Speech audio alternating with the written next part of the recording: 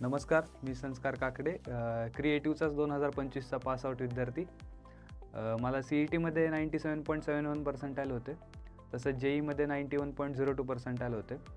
आणि मी आत्ता सध्या DY Patil college of engineering आकुर्डीला कम्प्युटर इंजिनिअरिंग या ब्रांचमध्ये शिकतोय.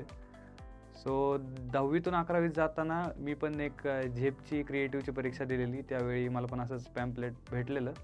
सो त्यातून मी आलो इथं, परीक्षा दिली. मला 50% स्कॉलरशिपही भेटली. सो त्यामुळेच मला तर कधीतरी वाटतं की ही वाटचाल मला आत्ता करता आली की मी अकॅडमीला ॲडमिशन वगैरे घेतलं. सो ही झेपची परीक्षा देण्यासाठी संपूर्ण महाराष्ट्रातून प्रतिसाद यावा असं मला वाटतंय. आणि तसंच फक्त विद्यार्थीच नाही तर पालकांच्या पण हे फायद्याचं आहे की इथं झेपच्या परीक्षेनंतर एक करिअर गायडन्स सेमिनार होतं की आपल्या विद्यार्थ्यांनी 10वी नंतर नेमकं केलं काय पाहिजे, या सगळ्या गोष्टींबद्दल पण गायडन्स पालकांनाही मिळतो.